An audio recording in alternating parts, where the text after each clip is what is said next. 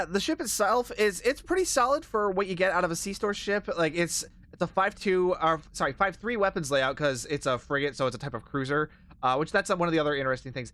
Fun fact, because this is a pilot frigate, this is only the second pilot frigate to ever be introduced into the game. The first one being the Quajon ship from a while back, which that was a lockbox ship. So this is kind of a pretty underutilized combo being pilot and frigate. So that's kind of interesting because the thing about frigates is they're effectively cruisers. They're small, nimble, raider-like cruisers. So that's why it's got that commander engineering seat. So they're fairly uncommon build type. I think the other big notable frigate in the Sea-Star would be the Bozeman, which that one's double intel, which is a solid ship on that one too. It's just this one's a much different vibe because of that pilot Miracle Worker combo.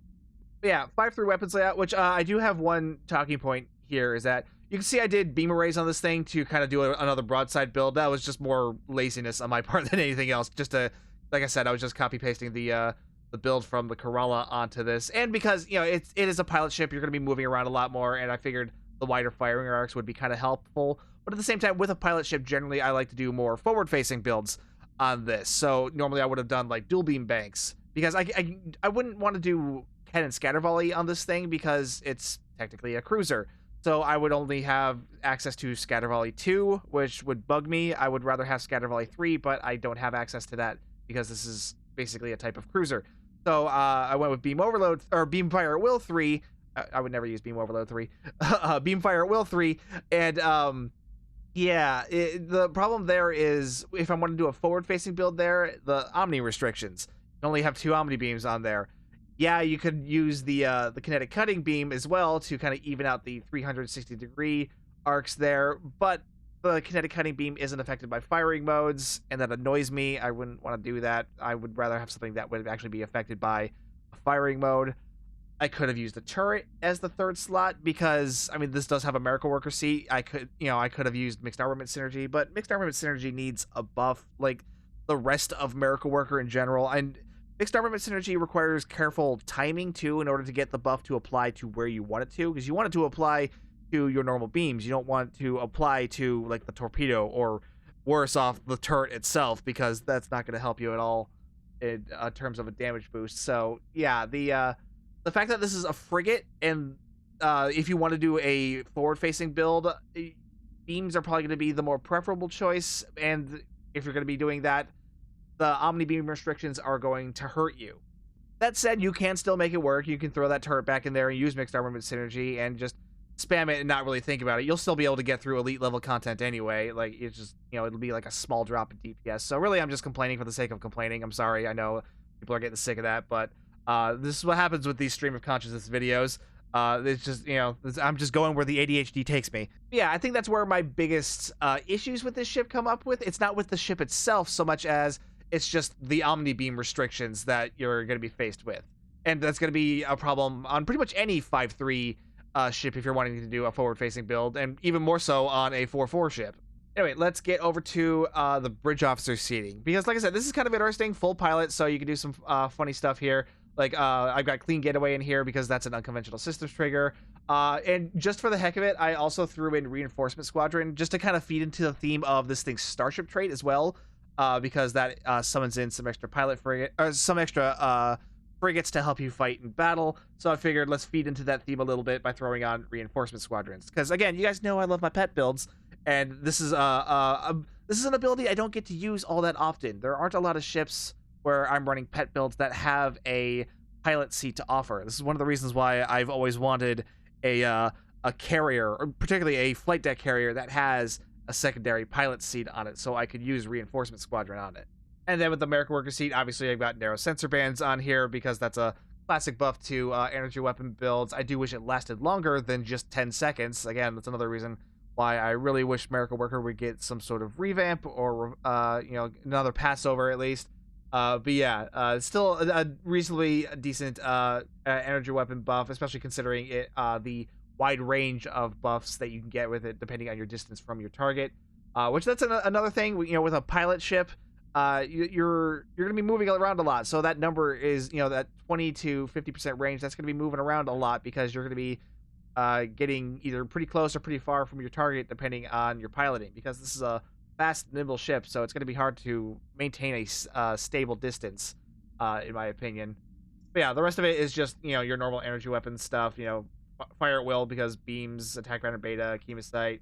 I went a little tactical heavy on this one just because that's kind of how it, like I said, I pretty much just copy pasted the old build from the Kerala here. If I was, if I did a little bit more playing around with it, I probably could have fit gravity well on here by moving a science officer to this seat and maybe moving the tactical guy down here. I wouldn't have to use tactical team, but if I was going to use gravity well here, I would have to move narrow sensor bands down to at least the lieutenant level, which I wasn't sure if I wanted to do that or not. I wanted to kind of have the higher level buff, but at the same time, I don't know, the controllability of gravity well would have been kind of helpful, especially because I'm kind of low on uncon triggers. I've only got I've only got 4 on here. I'd love to have, get a 5th one in there, but 4 is generally kind of the benchmark I try to aim for, at least. If I'm running with less than 4, then I'm worried. The console and the Starship trait honestly have been a little underwhelming. We'll start with the console, the Ridge system. Not great. It doesn't really have any great passives.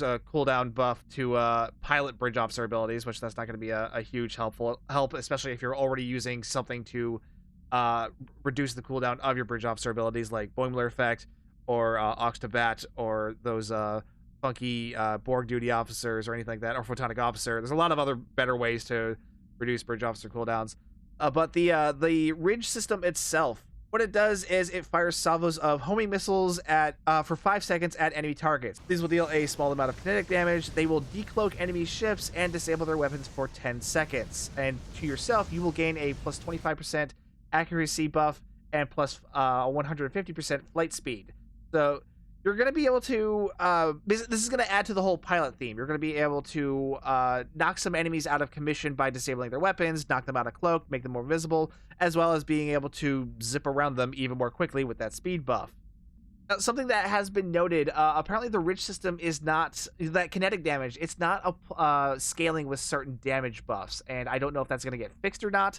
I can see why they would want to keep the damage kind of low on this thing, because it's also got the added effect of it decloaks enemies, it disables enemy weapons for 10 seconds, and it's giving you that massive speed buff. So you're getting a lot out of this console beyond just the damage buff, but I mean, you guys know this community. The only thing we're going to care about is the damage. So I don't think this thing is going to be regarded too highly unless that damage is buffed. Honestly, with all those extra effects, it makes me feel like this was made with more PvP in mind than with PvE. But with PvE, you're gonna be more focused on the damage than anything else. Though with that weapon disable, this could be valuable for a support build. Like if you're running a support tank trying to keep the rest of your team alive, that 10% weapon disable is not bad. That's a pretty decent duration, so that could be good for keeping allied ships alive. So this could be useful for a support build, but like I said, I feel like this was made more with PvP in mind, especially with that speed buff too. Like, speed and accuracy are definitely more important than in PvP than they are in PvE. So again, another reason why I think this is more meant to be a PvP oriented console than anything else. But I should also add, I am not an expert in PvP in Star Trek Online. I am very much the guy who just runs into a TFO a million times, and that's about it. So maybe consult a PvP expert before you take my word for that. The Starship trait, A Call to Arms, is actually kind of interesting, though I had hoped to get a little bit more out of it, and I had hoped it would work a little bit differently as well. Because what it does is when you are surrounded by at least 7 enemies within a 10-kilometer radius, it will summon in a Pioneer 2 frigate to help aid you in combat. Now, with summon pets, they're never very powerful. They offer very little damage, so this is never going to be something that's going to affect the meta in any way whatsoever. This one does have the added bonus of being able to summon up to 3 frigates that will fight alongside you, so that's a little bit more helpful, but again, it's not going to be anything super astounding. It's a gimmick trait. It's amusing. You can put it on some pet summoning build, and that's really the thing with pets. It's less about quality of the pets, because it's going to be rare to find quality summon pets. It's more about the quantity, which is something I've done before with my Odyssey Summoner build. So you want something of that vibe. You want to be able to summon in as many pets as possible, rather than summoning in a few pets and making them as good as possible, because that's never going to happen. Now, one thing I want to note about is I'm kind of annoyed with the Starship trait right now because it says it summons in Pioneer 2 frigates. It doesn't. The frigates it actually summons in, they're actually using the Plymouth skin, but they're using pulse phasers. So it's breaking my immersion. And that annoys me. I was really hoping to use this as a TMP era summoner build, to use like that and with like maybe use this on the Ark Royal carrier with a bunch of the fighter pets. Turn it into like a real carrier group kind of thing. But no, it summons in Plymouth frigates instead. But those Plymouths use TMP era pulse phasers. So it's immersion breaking, and it annoys me, and I'm really hoping that gets addressed at some point. Pick one. Are they Stowe era or are they TMP era? So either change the phasers to standard phasers or change the costumes to Pioneer 2s. But yeah, once that gets fixed, I will be much happier with this Starship trait, because it's never going to be like a high performer, but it's an amusing theme console, and that's what I wanted. I wanted an amusing theme console, but right now it doesn't even follow its own theme because it's not summoning in Pioneer 2s, it's summoning in Plymouths.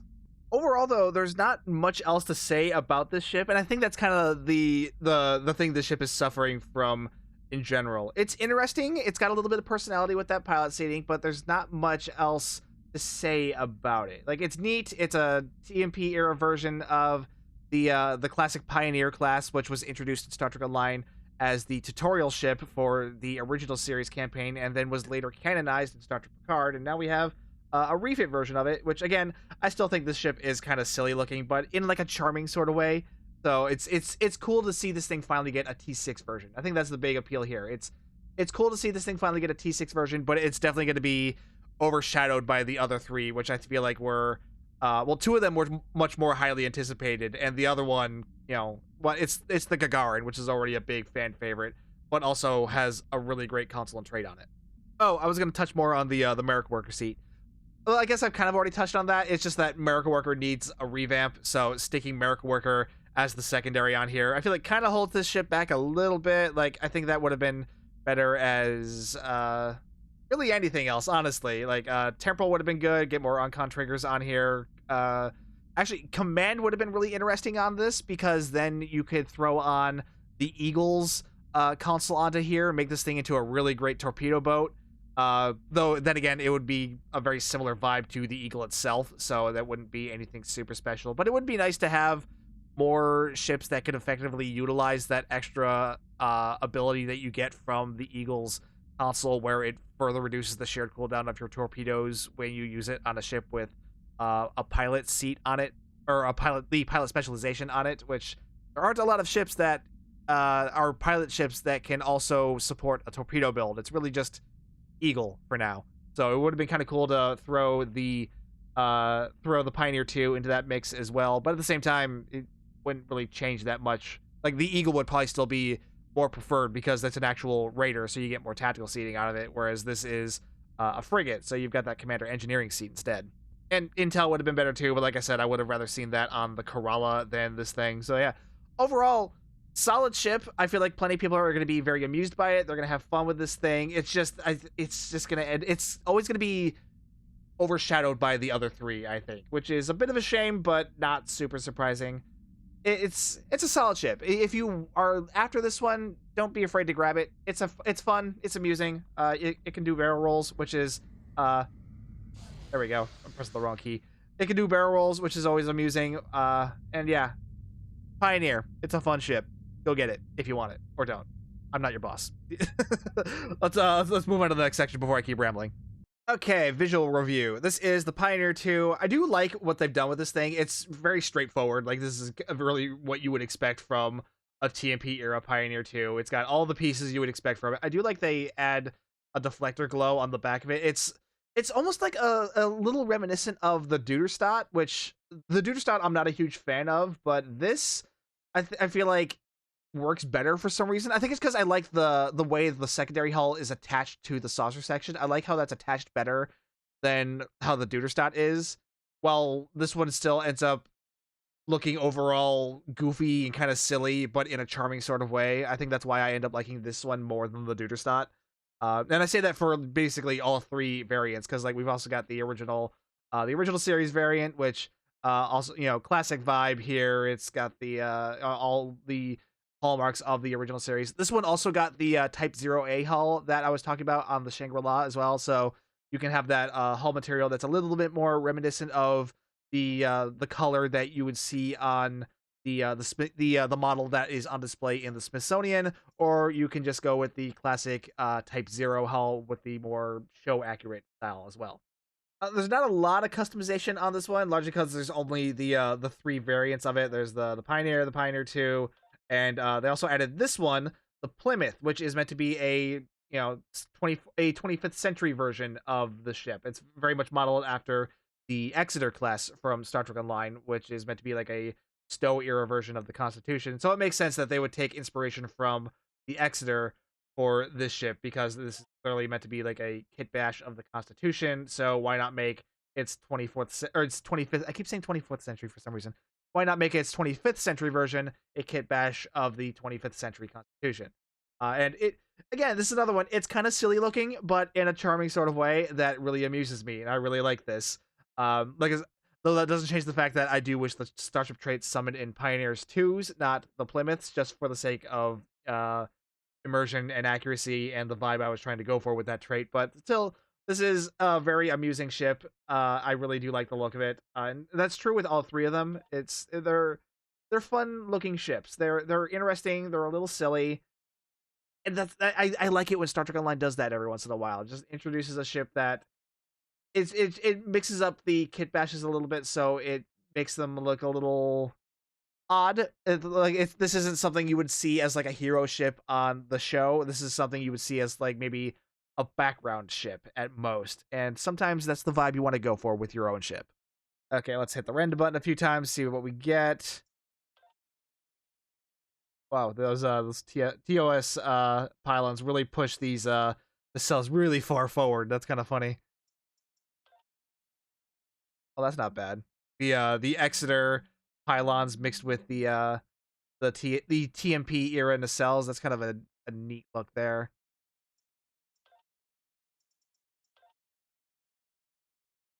Yeah, the veteran hull really needs a revamp. This is it has been showing its age for a long time, and I get like they would be hesitant to do it again, because especially one, it's not going to make them any money because it's part of the lifetime sub. Oh god, it pushes the Exeter nacelles even farther forward. I don't know why I like it, but I kind of like it. I think it's kind of silly looking, and that's kind of like the whole vibe I like about this ship, is that it's kind of silly looking, and this makes it even more silly looking. Funny. Yeah, the veteran hull material. I wish that would get a revamp, but yeah, it's not going to make them any money because it's part of the lifetime subscription. I can't imagine that's selling super well right now. And yeah, you could say, oh, but it would make them even more money if they put more stuff into it. But it's like, would it though? Like, you have no evidence to back that up, so like, don't make that claim. Yeah, interesting variants, but they're all going to kind of look basically the same layout, because all the every ship in this layout is basically the same layout. You got the saucer, a little bit of a secondary hull off the back end, and then the nacelles go up the back end with the secondary hull hanging off the center of the saucer section, which is it's an amusing look to me, and one I feel like don't ask me why, but I feel like it pulls off this look better than the Duderstadt. Okay, like with the last two videos, I'm going to throw you into a Jupiter Gauntlet Advanced just to give you an idea of what this ship can do visually, just to give you an idea of how this ship looks when it's in combat. It's not going to be anything to really push the performance of the ship, because, as I said, it is only a Jupiter Gauntlet Advanced. But I hope you enjoy this, and I hope you have found this video helpful. If you've enjoyed it, be sure to like, subscribe, hit the bell for notifications, do all the usual outro stuff. If you're ever shopping on the Epic Game Store, be sure to use my content creator code STU1701. It really helps me out, and I really do appreciate it. Either way, though, thank you so much for watching. My name's Stu, and I will see you guys next time.